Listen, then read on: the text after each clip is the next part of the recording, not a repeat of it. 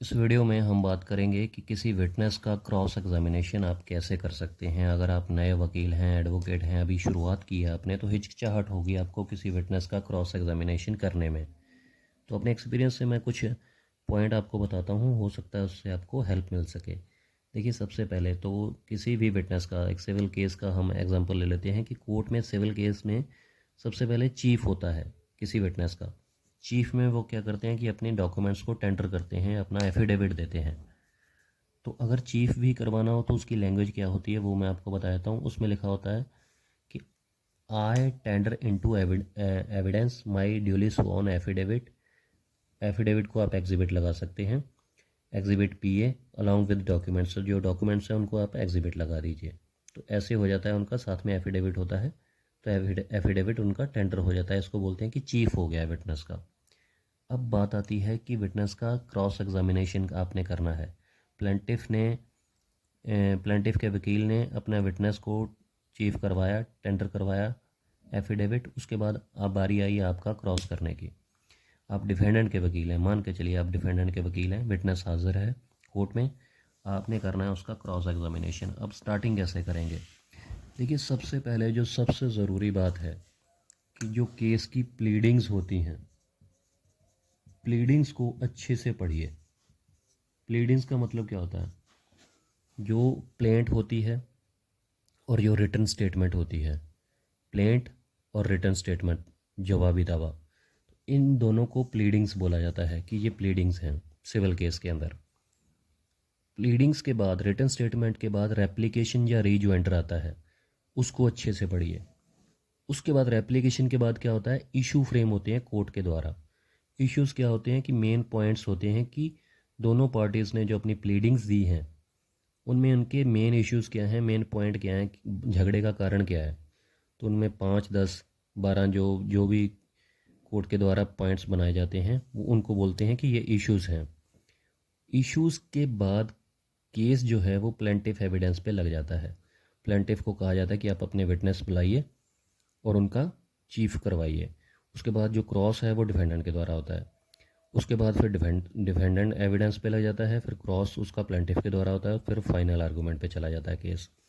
अब मैं कहना क्या चाह रहा था कि आपको प्लेंट को, रिटन स्टेटमेंट को, रेप्लिकेशन को और इशू को अच्छे से पढ़ना है। अगर इन सारे चारों पॉइंट्स को आप अच्छे से पढ़ेंगे तभी आप केस के फैक्ट्स को समझ पाएंगे और तभी आप अच्छे से क्रॉस एग्जामिनेशन कर सकते हैं किसी विटनेस का। अदरवाइज़ आप बहुत सारी चीज़ें जो हैं, बहुत सारे पॉइंट्स आप छोड़ देंगे। उसके बाद क्या होता है कि आपने क्या करना है कि अपने एक क्वेश्चन बनाने हैं। क्वेश्चन अपने लिख लीजिए कि क्या क्या क्वेश्चन मैं पूछ सकता हूँ एक विटनेस को। जब आप ये सारी प्लीडिंग्स पढ़ लेंगे, रेप्लिकेशन पढ़ लेंगे, इश्यूज़ पढ़ लेंगे। इश्यूज़ पे क्या होता है, इश्यूज़ के बारे में भी बताता हूँ कि उसकी लैंग्वेज क्या होती है। देखिए, जब भी आप इश्यूज़ देखेंगे ना किसी सिविल फाइल के अंदर, तो उसमें इश्यूज़ के बाद, हर इशू के बाद ये वर्ड लिखे होंगे, ओ पी पी और ओ पी डी। किसी के सामने लिखा होगा ओ पी पी और किसी के सामने लिखा होगा ओ पी डी। इनका मतलब क्या होता है? ओ पी पी का मतलब होता है onus onus to prove this issue by plaintiff. कि ये जो इशू है इसको प्रूव करने की जो रिस्पॉन्सिबिलिटी है वो प्लेंटिफ की है। दोबारा से रिपीट कर रहा हूँ, ओ का मतलब है ऑनस। ऑनस मतलब जिम्मेवारी। ऑनस टू प्रूव, दूसरे पी का मतलब है, पहले पी का मतलब है prove. Onus to prove this issue by plaintiff, कि इस इशू को प्रूव करने का जो जिम्मेवारी है, जो ऑनस है, वो है प्लेंटिफ की। O P P. O P D का मतलब क्या है? डी से मतलब defendant. Onus to prove this issue by defendant, ये जो इशू है इसको प्रूव करने का जो जिम्मेदारी है वो किसकी है? वो डिफेंडेंट की है।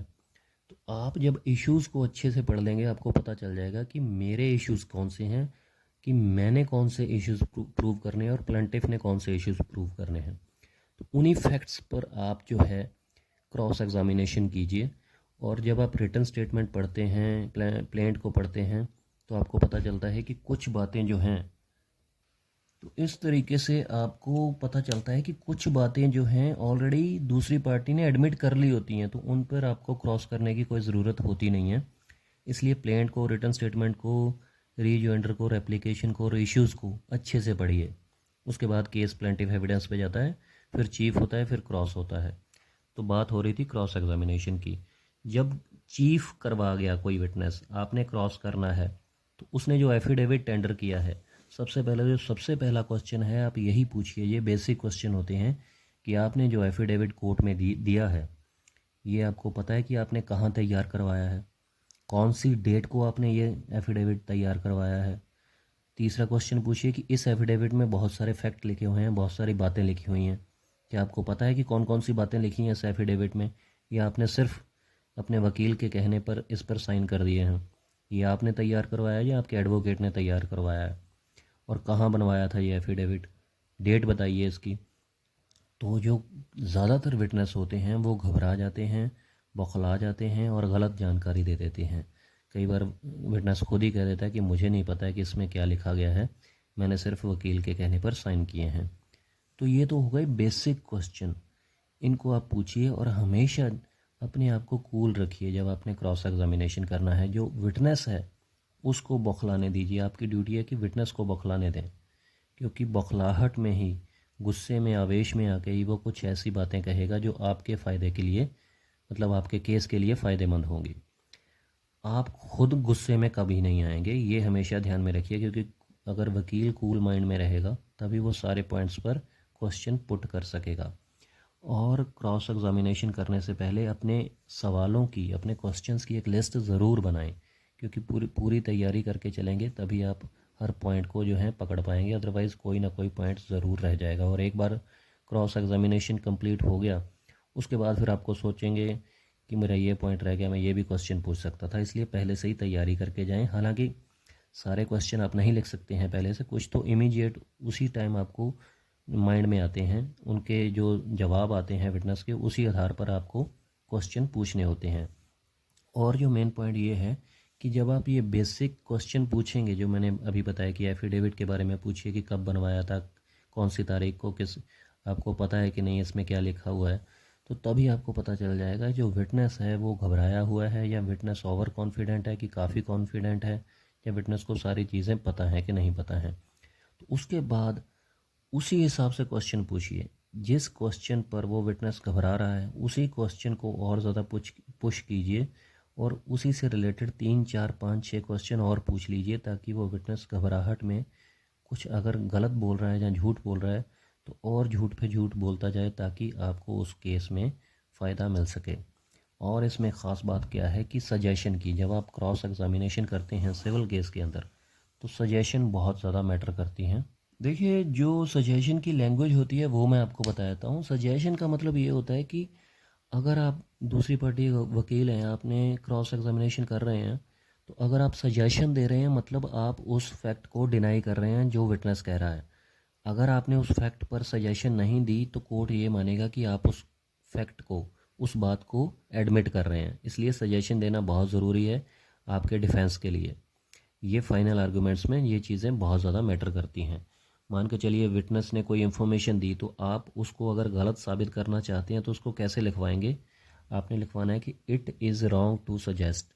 इसकी लैंग्वेज ये होती है सजेशन की, it is wrong to suggest that I am giving false information. हालांकि इसका मतलब तो ये है कि ये सजेस्ट किया जा रहा है कि इसने जो इन्फॉर्मेशन दी है वो गलत नहीं है, लेकिन ये आपकी सजेशन है, मतलब आप इस चीज़ को डिनाई कर रहे हैं और आप ये सजेस्ट कर रहे हैं कि ये गलत इन्फॉर्मेशन है। तो आप इस फैक्ट को डिनाई कर रहे हैं। अगर आप इस फैक्ट पर सजेशन नहीं देंगे तो ये मान लिया जाएगा कोर्ट के द्वारा कि आपने इस फैक्ट को एडमिट कर लिया है। इसलिए सजेशन देना बहुत ज़रूरी है। और ख़ास बात यह है कि जो कोई विटनेस बहुत ज़्यादा और ओवर कॉन्फिडेंट है और लग रहा है आपको कि उसको बहुत ज़्यादा नॉलेज है उस केस से रिलेटेड और वो सही जानकारी दे रहा है, तो उसको कम से कम क्वेश्चन ही पूछें और पॉइंट टू पॉइंट क्वेश्चन ही पूछें, क्योंकि ज़्यादा क्वेश्चन अगर पूछेंगे वो सही जवाब देगा तो वो आपके केस के लिए सही नहीं होगा। सिर्फ उस विटनेस को ज़्यादा पुश करें जो कि ज़्यादा घबराया हुआ है, गलत इन्फॉर्मेशन दे रहा है और जो कि आपके केस के लिए फ़ायदेमंद है। और सजेशन जो हैं, जो विटनेस ओवर कॉन्फिडेंट लग रहा है उस पर सजेशन आप ज़्यादा दें, तो यही सजेशन आपके फ़ायदे में रहेंगी। तो ये कुछ मेन पॉइंट्स हैं जो कि मैंने आपको बताएं। क्रॉस एग्जामिनेशन करने के लिए। हालांकि हर केस की अलग सिचुएशन होती है, अलग सर्कमस्टेंसेस होते हैं, लेकिन आप पूरी प्लीडिंग्स को अच्छे से पढ़ेंगे, रेप्लिकेशन को अच्छे से पढ़ेंगे, इश्यूज़ को अच्छे से पढ़ेंगे, तो बहुत सारी चीज़ें वैसे ही क्लियर हो जाएंगी। और जैसे जैसे क्रॉस एग्जामिनेशन आप करते जाएंगे, हर दिन आपका जो कॉन्फिडेंस है वो और बढ़ता जाएगा। तो उम्मीद करता हूँ क्लियर हो गया होगा काफ़ी हद तक आपको कुछ चीज़ों के बारे में। अगर फिर भी कोई कन्फ्यूजन रहेगी या कुछ पूछना चाहते हैं तो प्लीज़ कमेंट करके ज़रूर बताइएगा। ये वीडियो कैसी लगी कमेंट कीजिएगा, लाइक कीजिएगा। अगर सब्सक्राइब नहीं किया चैनल तो चैनल को सब्सक्राइब ज़रूर कर लीजिएगा। नेक्स्ट वीडियो में बात करेंगे ऐसे ही किसी और पॉइंट के बारे में। शुक्रिया, धन्यवाद।